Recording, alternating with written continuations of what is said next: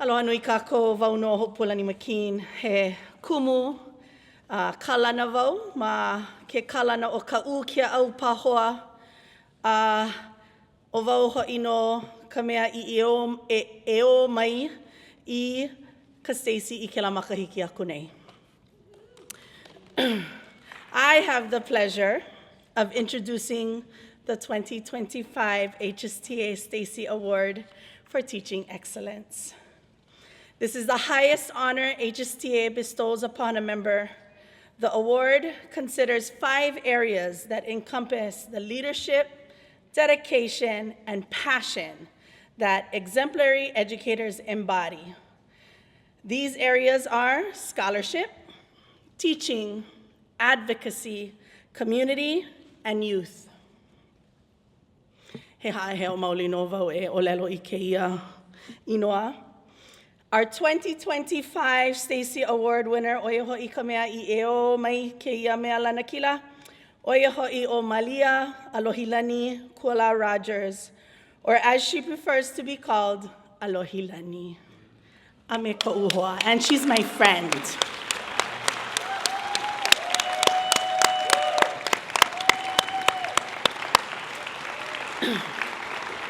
A Hawaiian immersion teacher, I have none. A Hawaiian immersion teacher. Okay.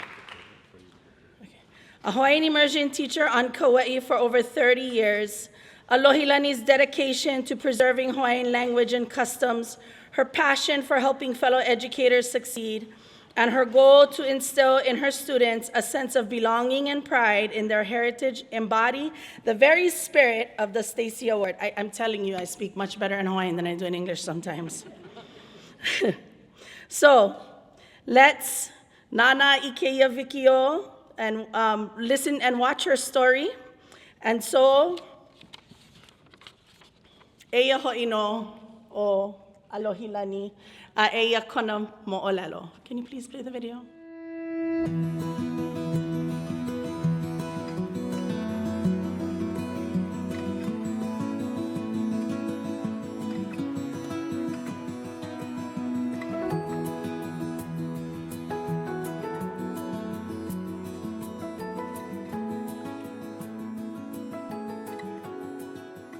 My name is Mālia ʻAlohilani Kuala Rogers.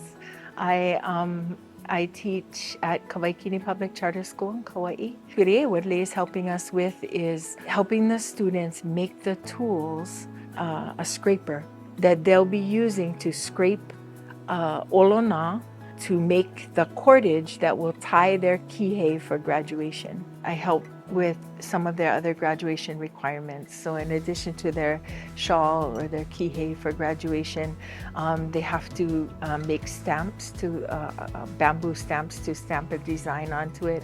We're making colors for their kihei out of plant dyes. That's all part of the class. But then I also help with like their maile for graduation. I help with their awa ceremony for graduation.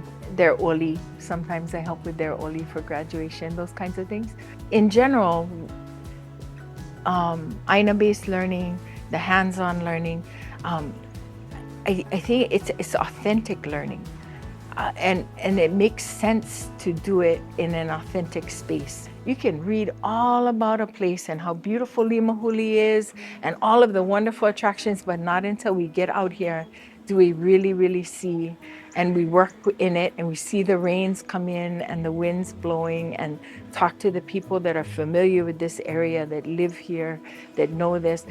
Their learning is never complete unless you actually dive in and do it, you know? And so that's one of the, I guess that's kind of one of the philosophies that drive me as a teacher too, that if every possible way we can have an authentic learning experience, that's what we're gonna do. For me, it kind of started with when I was young, hearing stories about my grandmother. She was born in Kalaupapa. Her father had leprosy. But she didn't have leprosy at the time. She couldn't stay there in Kalaupapa, so she was taken out to an orphanage on Oahu. And as she was growing up during that time, It would have been like in the early 1920s. She was punished for speaking Hawaiian. She would be sent to bed without supper for speaking Hawaiian. She would be hit on her hands for speaking Hawaiian. And I always thought growing up how wrong that sounded to me, because she's pure Hawaiian in Hawaii. That was the only language that she knew as a young child. And I thought how wrong that is to punish her for speaking that, you know. And so I decided, I've always been kind of hard-headed like that. And so I just decided as I was young that, well, if I don't do anything, then I won't know, right? My children won't know.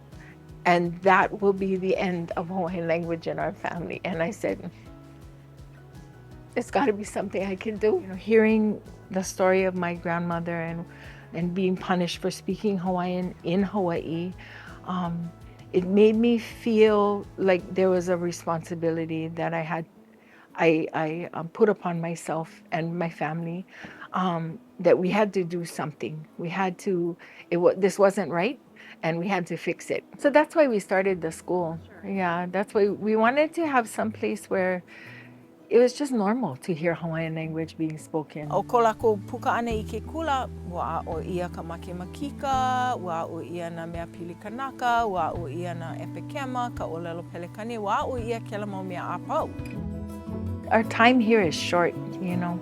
I've been teaching for 30 years and I'm thinking, you know, maybe retirement is around the corner somewhere. And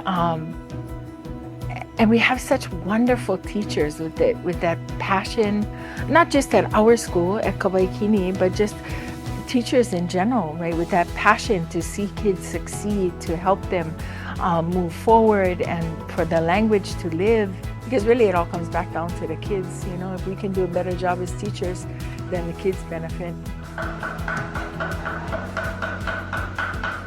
I want them to leave knowing that, to be proud of where they come from and being proud of where they've grown up and this unique culture here in Hawaii. And the Hawaiian language is a huge part of that. So I would hope that the students leave believing in themselves and believing in that who they are and where they come from can take them wherever they want to go.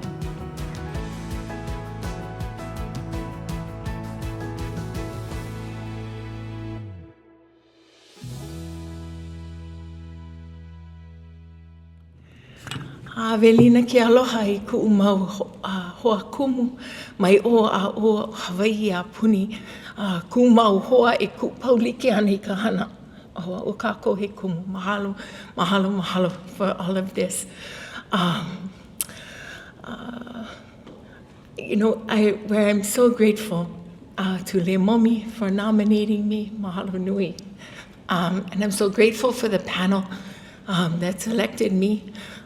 But I know that it could be any one of us in this room, all right? And it has been for many of you that have won as well. And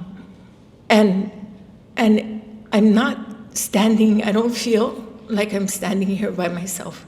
I feel like I have all of the love of my family and friends that has made it possible for me to be a teacher.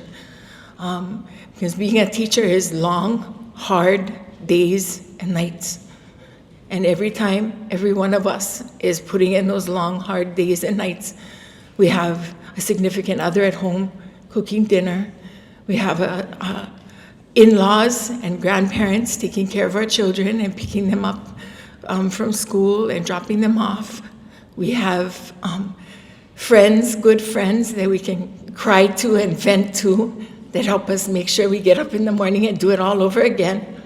All right. We have all of our kupuna behind us. They make sure that we stay on this track and make sure that we do a good job for our kids, for our own kids, for our classroom of kids, and for the kids that we haven't met yet. We have all of this support, and it's only with that support that I've been fortunate enough to be here today. Mahalo nui. Mahalo.